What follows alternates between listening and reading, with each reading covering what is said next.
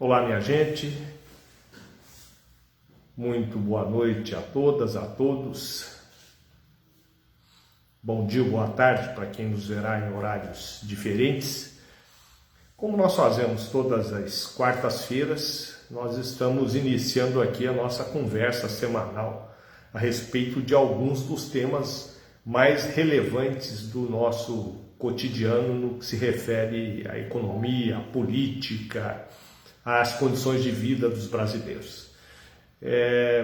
Antes de entrar na pauta, eu quero fazer os pedidos que nós fazemos sempre para vocês, para que quem puder compartilhe no Facebook, curta o nosso canal lá no YouTube, no Instagram, enfim, que ajude a divulgar essas ideias, que facilite a troca dessas ideias, que na verdade esse é o nosso grande objetivo aqui, para melhorar a consciência das pessoas a respeito da realidade do Brasil.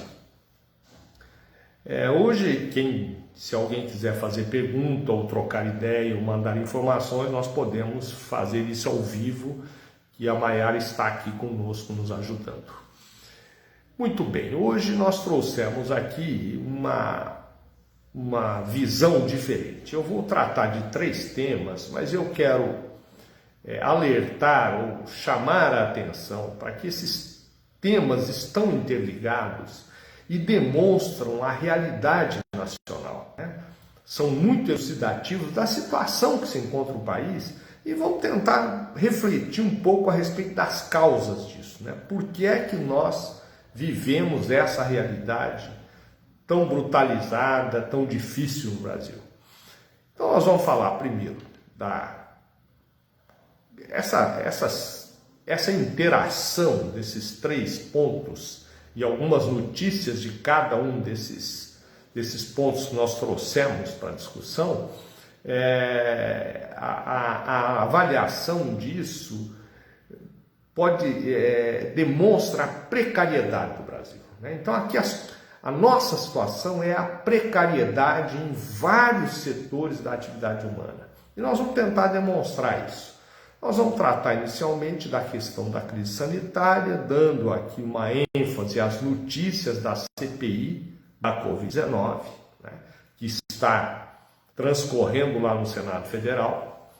Vamos falar um pouco do aspecto social e tratar aqui especialmente uma notícia veiculada pelo jornal Estado de São Paulo, que fala da manipulação do orçamento da União, destinando 3 bilhões de reais para as barganhas políticas.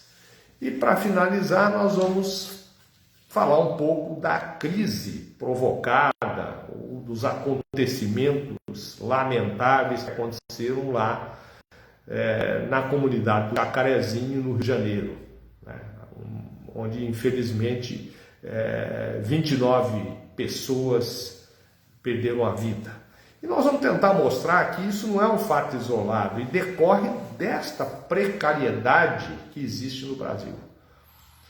Essa é a nossa conversa de hoje. Bom, vamos começar pela nossa crise sanitária, que já se arrasta há mais de 1 ano e meio.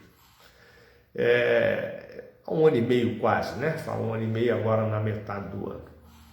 O que nós temos? Infelizmente, nós superamos os 425 mil óbitos, né? A vacinação continua atrasada e os depoimentos na CPI dos 2 ex-ministros, né? Tanto o ministro Mandetta como o Taixe e do atual ministro, né? Também, os depoimentos deixaram muito claro que o Brasil fez uma opção, né? Nesse período, desde o início de 2020, quando surgiram os primeiros casos, até agora recentemente, o Brasil optou pela chamada imunidade adquirida por contágio. Quer dizer, a aposta que o governo federal fez é que muita gente contraindo a doença, as pessoas ficariam imunes, né? Mais de 70% das pessoas contaminadas, nós teríamos uma imunidade grande, a crise seria superada e não seria necessário grandes modificações na economia, no comportamento cotidiano, enfim, que as coisas se ajustariam naturalmente com poucos prejuízos. Infelizmente, foi uma decisão equivocada, porque nós estamos vendo aí a tragédia que nós estamos enfrentando. E a questão da vacinação está dentro desse contexto. Quer dizer, optou-se por não comprar a vacina de início porque acreditava-se que ela não seria necessária, que a imunidade natural, a imunidade por contágio, resolveria o problema. Isso tudo está muito claro nos depoimentos da CPI, né? E documentos vão confirmando isso, né? A correspondência com a Pfizer, as negativas, as dificuldades, né? E o último depoimento que nós tivemos lá foi o presidente da Anvisa, né? O presidente da Anvisa, o Barra Torres, né? Que é médico e militar, contra-almirante, ele teve um comportamento diferente dos demais. Ele aparentemente depôs com tranquilidade, defendeu claramente as medidas de isolamento social, uso de máscara, vacinação, manteve uma coerência e revelou aquilo que nós já sabíamos, mas que é importante que a sociedade saiba, que a Anvisa é um órgão do Estado, né? E talvez o presidente da Anvisa tenha podido ter essa atitude mais transparente, mais livre de não aceitar as pressões do governo, porque ele tem mandato, né? Ele foi escolhido pelo presidente, mas ele é aprovado pelo Senado Federal e ele tem um mandato definido na presidência da Anvisa. E a Anvisa é um órgão que tem mais de 3 mil funcionários. A maioria deles são técnicos, renomados, são cientistas, gente que tem carreira, que tem um nome a zelar.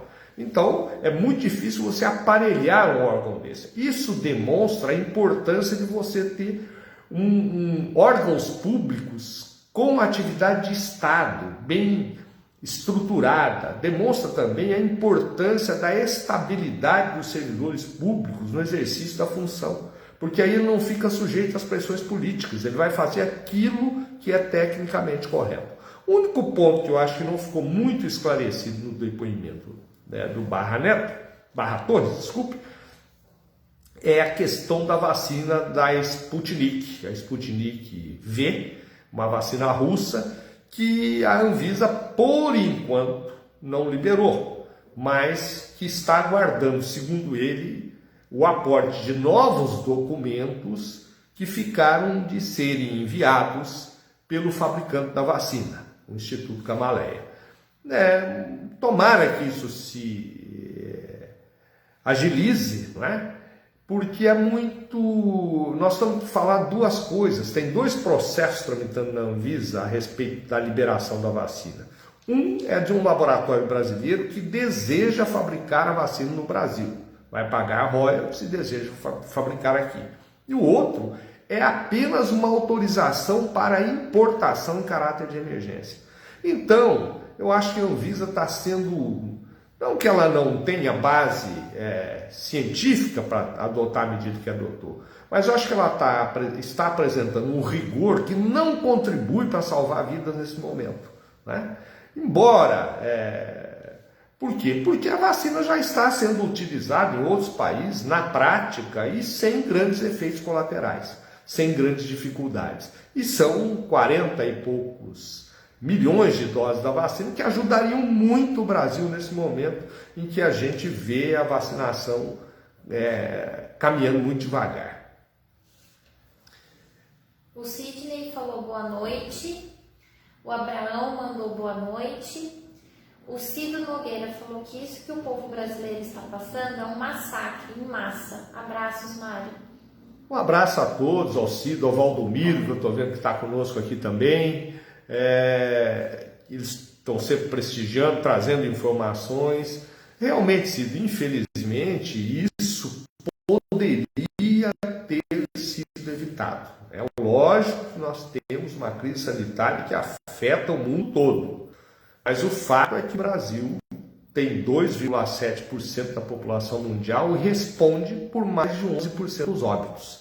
Então, nós agimos mal. A CPI precisa apontar os enganos, né, os erros, as inconformidades e responsabilizar as pessoas para que isso não se repita e para que o país mude o rumo e supere a crise o mais rapidamente. Nós não podemos persistir no tratamento precoce, né? Falando contra a ciência, né? Comprovadamente, nos depoimentos no Senado, é lamentável a gente ver que alguns senadores da República ainda continuam afirmando, né, que tem cidades que fizeram um tratamento precoce com cloroquina, com ivermectina, e aí o número de óbitos foi muito pequeno. Isso não é verdade. Se você comparar as várias cidades, como Chapecó, por exemplo, que dizem que é um caso de sucesso, com Ourinhos, com outras cidades, com Araraquara, que é uma cidade maior, você vai ver que os índices de mortalidade de Chapecó são maiores. São maiores que Ourinhos, são maiores que Araraquara. Então não tem sentido. Isso não contribui. Então esse é outro problema que demonstra a precariedade do Brasil, né? A precariedade, inclusive, da comunicação, porque essas informações chegam deformadas para as pessoas e muitas vezes as pessoas acreditam e acabam sofrendo as consequências, né, de uma informação desencontrada, de uma informação que não é cientificamente correta. O segundo ponto que eu queria tratar com vocês é a questão da crise social, que nós vemos agravar-se a cada dia, né? Nós estamos aí com 40 milhões de brasileiros ameaçados, que equivale mais ou menos ao número de desempregados no Brasil. O número de desempregados é maior ainda, ameaçados pela fome. E metade da população em situação de insegurança alimentar. Mas o que eu quero comentar dentro desse contexto, que mostra a nossa precariedade social. É isso que estou dizendo. A pandemia não arrasou o Brasil. Ela mostrou as dificuldades que o Brasil já tinha. Por exemplo, essa má gestão do Ministério da Saúde é decorrente da estrutura, do sucateamento que vem acontecendo na saúde pública desde 2016 com a emenda 95, que vem subfinanciando o SUS, né? Vem retirando recursos do SUS. Aí nesse contexto, hoje nós temos duas notícias aí que saíram ontem, né, no Estadão. Uma saiu no Estadão e a outra é uma notícia que saiu num blog de notícias, né, que chama Tijolaço, que dá conta de que as universidades brasileiras, as universidades federais, sofreram neste ano um corte de R$1 bilhão no orçamento. E a notícia em si era que a Universidade Federal do Rio de Janeiro, há uma entrevista da reitora, dizendo que, se nada for feito, ela terá que encerrar as atividades da universidade no segundo semestre. Quer dizer, a universidade não terá recursos para pagar despesas correntes necessárias ao seu funcionamento, básicas. E, ao mesmo tempo, o Estadão, aí sim essa notícia do Estadão, nos informa que R$3 bilhões foram retirados do orçamento, colocados de uma forma secreta, né, à disposição do Ministério da Integração Regional para atender os interesses de parlamentares alinhados com a base do governo. Então, o presidente do Senado, deputados federais, outros senadores, todos eles, como é que funcionava? Eles apontavam para onde queriam mandar o recurso, né? E o Ministério liberava para os amigos. Isso era por baixo do pano. Não estamos falando aqui das emendas parlamentares, que já são absurdamente grandes e nunca foram tão grandes como neste ano, né? Que retiram dinheiro de vários setores essenciais da administração pública para beneficiar deputados nas suas bases, para fazer média. E esse é um caso à parte. Além das emendas, esse dinheiro era destinado para comprar tratores que seriam distribuídos aos municípios da base desses deputados, e os tratores custaram 2 vezes mais do que o preço normal praticado pelo próprio Ministério. Então tinha aí um grande, né? Isso precisa ser investigado, deveria haver uma CPI para mostrar isso, mas isso mostra a precariedade, quer dizer, mostra a falta de seriedade da nossa administração pública, né? Que destina recursos públicos num momento de crise, com altíssimo desemprego, com pessoas ameaçadas pela fome, destina recursos para fazer a barganha política em bases eleitorais de deputados. E por que é importante a gente ter consciência disso? Porque esses deputados e senadores são eleitos pelo povo brasileiro. E se não chegar essa informação para muita gente, para saber quem são esses deputados, como é que foi feita essa negociata, o que vai acontecer? Eles serão reeleitos, porque eles depois ainda vão apresentarem para as suas comunidades o benefício. Olha o trator que eu trouxe para a cidade. Um trator custava 120 mil, que pagaram 250 mil reais e que ele entrega como se fosse um presente dele para a comunidade. Então isso mostra que o Brasil é uma situação grave. Nós precisamos fazer alguma coisa a partir da base para mudar isso. E eu não gosto de generalizar, porque não é bom. Você fala, mas são todos assim os políticos, os deputados. Quando você faz isso, é injusto e não ajuda a resolver o problema, porque não são todos os deputados, né? Não são todos os senadores. Tem gente lá dentro que está denunciando isso, gente séria, que está querendo fazer o seu trabalho corretamente, e no entanto tem que conviver com isso, porque esse fisiologismo, essas trapaças tem maioria no Congresso Nacional, infelizmente. E isso a gente pode aplicar para as câmaras de vereadores, para a Assembleia Legislativa. Se nós formos ver, não são todos os vereadores. Tem vereadores sérios fazendo seu trabalho. Então nós precisamos informar a população quem é quem com dados, né? Mostrar quem é que está trabalhando sério e quem é que está fazendo as falcatruas. O Sidney Ferreira falou: como você avalia a participação do Poder Legislativo Municipal na crise sanitária? Então, mais ou menos, viu, Sidney, o que nós vemos nos municípios reproduz a questão nacional.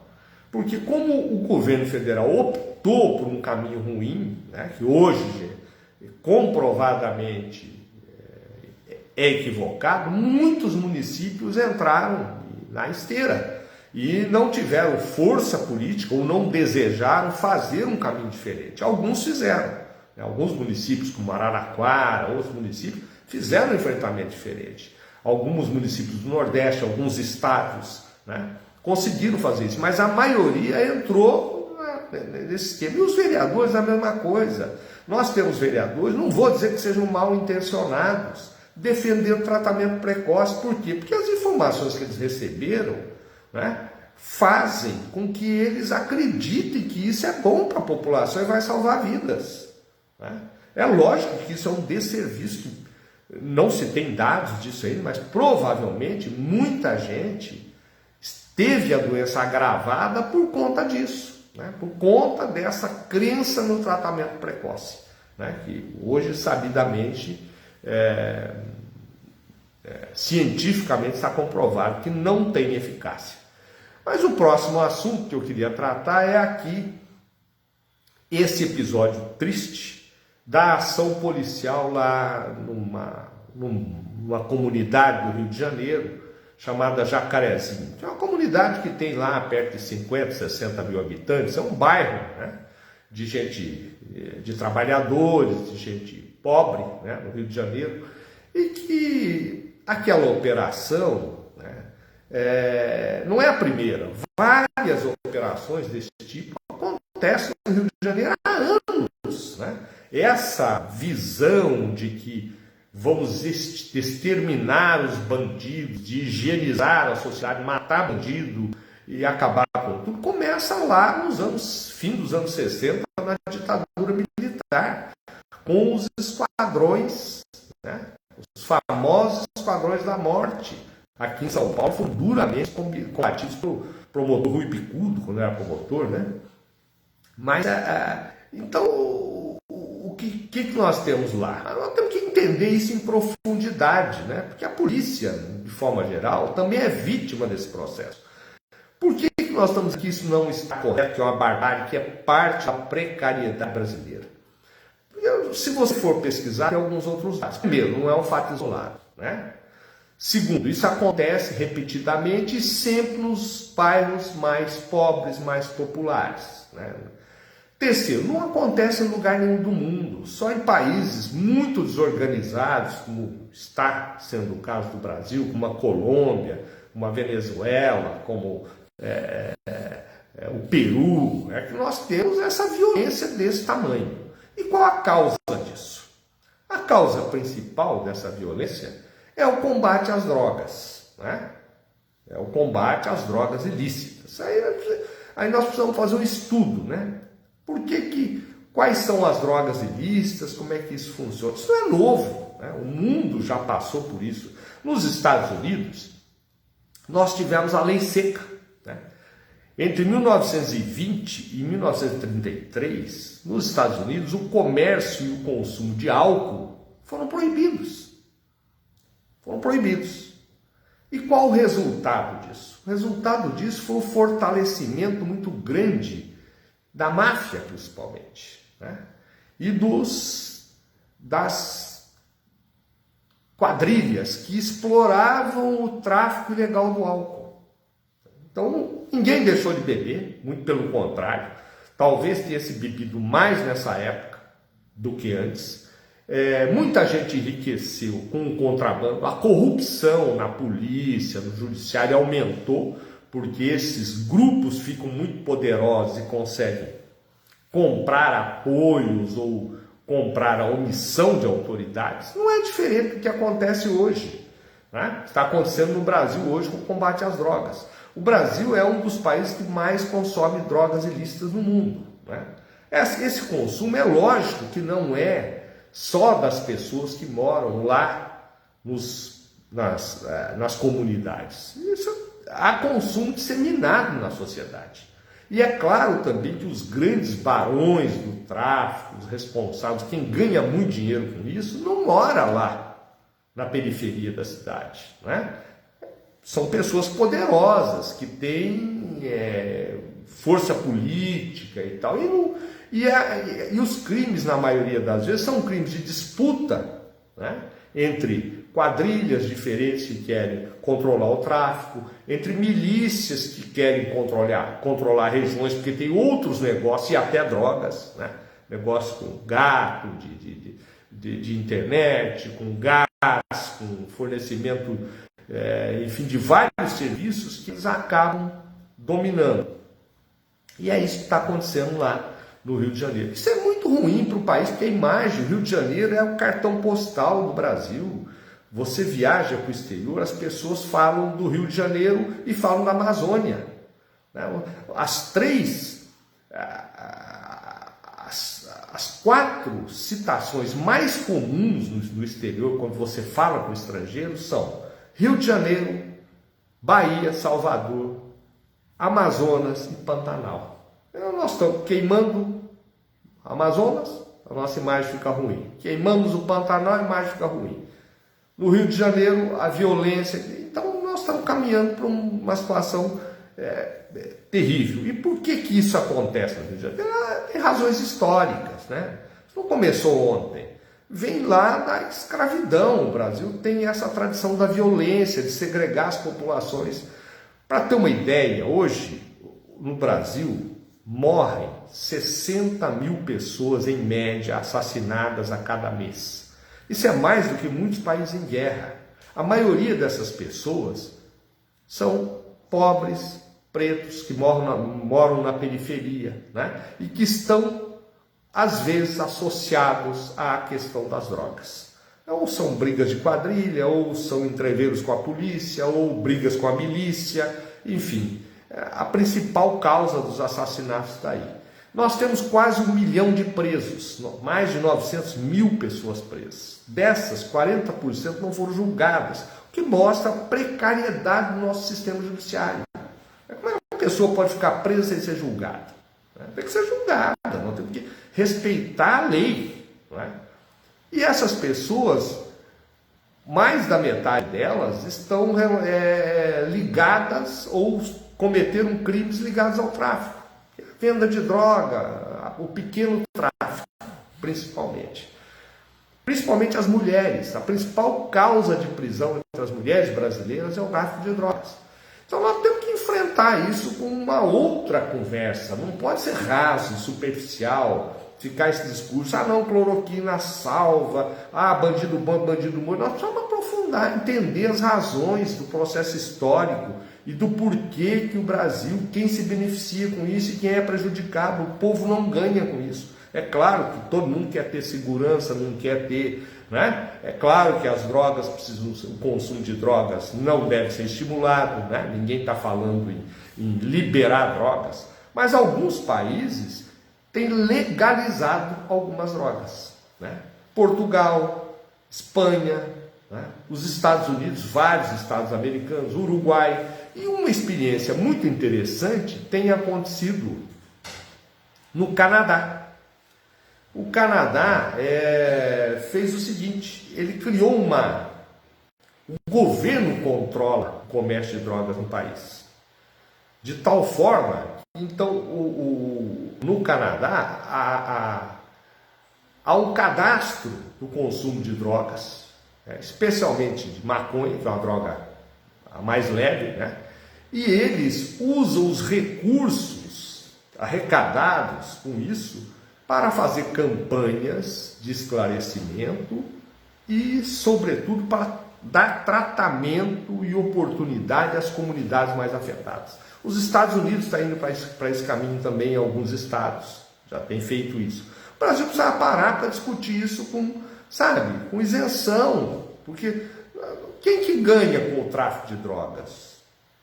Se legalizar isso, não estou falando em liberar, é legalizar. Se puser dentro da lei, credenciar quem vai vender, cobrar impostos, nós podemos, por exemplo, fazer grandes campanhas para orientar a nossa juventude do perigo do uso de droga, né? E nós vamos tirar poder desses grupos que controlam o tráfico e ganham muito dinheiro com isso. Nós tiramos o poder deles e vamos reduzir a violência, porque não vai ser preciso essas guerras, né?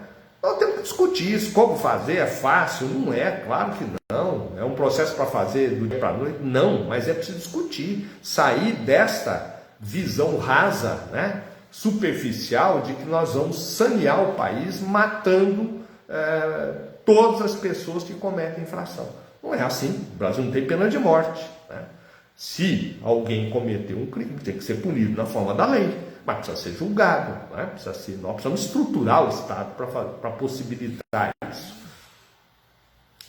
Mas, o Cido Nogueira falou, como você vê, Mário, Botucatu realizar uma vacinação em massa de moradores da cidade deles, que atinge 80%. Já dá para avaliar desde já a eficácia da vacina?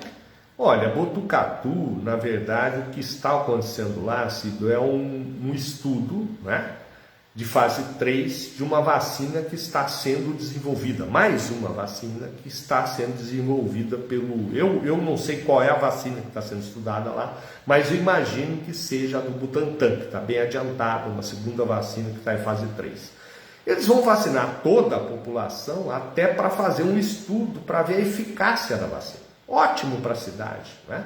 É mais uma pesquisa, mas é pesquisa, né? O Brasil não tem vacinas para fazer vacinação em massa para todos os brasileiros, que seria o ideal, né? Seria o ideal se nós não tivéssemos postergado a compra da vacina, nós já poderíamos estar chegando aí a 40%, 50% da população vacinada. Quanto mais pessoas vacinadas, menor a circulação do vírus, menor o número de internações, né?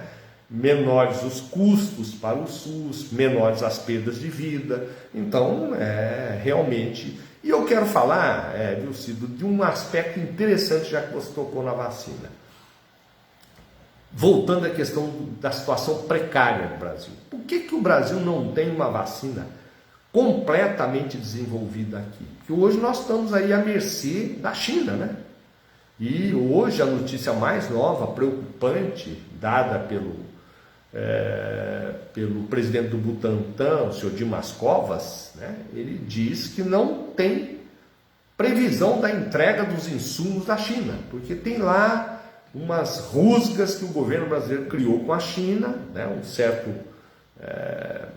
mal-estar, e a China não está fazendo grandes empenhos para mandar a vacina, os insumos rapidamente. Mas por que o Brasil não tem? O Brasil não tem porque não investiu. Então essas coisas estão todas ligadas. Você quer ver? Você corta recursos das universidades federais, né? Tira 1 bilhão das universidades. Quem é que conduz as grandes pesquisas na área de vacina no Brasil? São as universidades federais ou estaduais. É a USP, Federal do Rio, Federal de Minas Gerais, Federal de Santa Catarina, do Ceará, entendeu? Se você tira dinheiro, você tira pesquisa. Segundo é o parque industrial. Nós não desenvolvemos um parque, não criamos um parque industrial para fazer vacinas aqui. Sabe por quê? Porque é a visão imediatista das coisas. É mais barato hoje você fazer a vacina, mesmo que você tenha a tecnologia, na Índia. Tem mão de obra barata, tem uma outra conformação social, e sai mais barato importar vacinas de lá. Só que aí, nessas situações como a que nós estamos vivendo hoje, você fica a mercê, né? A crise que pega a China, pega a Índia, pega o mundo, pega você. E não pode. Aí falta ao Brasil um projeto nacional para tudo. Você não tem projeto para desenvolver ciência e tecnologia em nenhuma área, para desenvolver infraestrutura. Tanto que as duas vacinas brasileiras que estão aí em estudos, né? Vacinas próprias desenvolvidas aqui, uma na USP e outra em Ribeirão Preto, né? na USP de Ribeirão Preto e a outra na Federal de Minas Gerais, elas estão sendo bancadas, uma pelo governo do estado de São Paulo, outra pelo governo federal, mas tudo de última hora, não tem um projeto para você, porque não é só vacina. Nós precisamos ver a área de medicamentos, de equipamentos, de engenharia médica. E se você for para outros setores de produção, a situação não é diferente. Se você for para o agronegócio, você vai ver que nós não detemos a tecnologia, ou pelo menos não fabricamos os adubos aqui, boa parte dos implementos, agrotóxicos, né? Se vai para a área de petróleo, que nós tínhamos, nós estamos vendendo as refinarias, nós vamos perder o parque industrial. E aí nós vamos ficar, o que está acontecendo hoje com a vacina, amanhã pode acontecer com o petróleo. Tem uma crise lá fora, as refinarias americanas que estão refinando petróleo brasileiro vão dizer, não, agora não vamos mandar gasolina para lá não, nós vamos atender primeiro aqui, porque estamos na crise, numa emergência. Então essas coisas estão acontecendo e é importante a gente ter consciência do seguinte, os maiores setores na economia mundial hoje são o setor que mais fatura é a indústria de armas. É um absurdo. É um absurdo, mas essa é a humanidade que nós temos. As grandes potências, estão vendo aí o conflito na Israel agora, né, na faixa de Gaza, aquilo ali tem uma indústria por trás faturando muito dinheiro. Inclusive no Brasil, há pouco tempo, fizeram aí um esforço que aumentaram a liberação do uso de armas e tal. Então é a indústria mais poderosa do mundo. A segunda indústria mais poderosa do mundo é a indústria farmacêutica, né?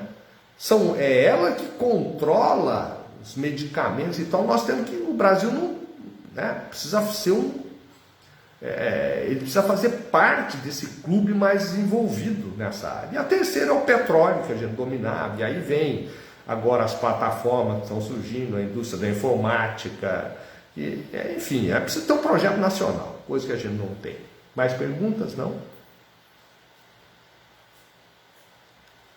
Bom, pessoal, eu acho que nós tratamos aqui de uns temas que é para refletir. É claro que esses temas, a nossa conversa não é para exaurir o tema absolutamente, é para trazer aqui algumas notícias à reflexão, para que as pessoas procurem saber, né? Procurem pesquisar, procurem estudar, conversem com os vereadores, com os prefeitos da sua cidade, né? Procurem levar boas informações, que o Brasil, uma das situações que mais contribuíram para a gravidade da crise sanitária é a falta de informação, né? Nós temos uma desinformação grande, que o governo não fez campanhas, a mídia brasileira não contribuiu, fez muito sensacionalismo, mas levou poucas informações realmente justas e boas. E a internet é uma terra de ninguém, infelizmente, as notícias falsas ainda continuam circulando, né? E isso tem um impacto muito grande. Bom, é isso. Obrigado a todas, a todos e até a próxima. Abraço.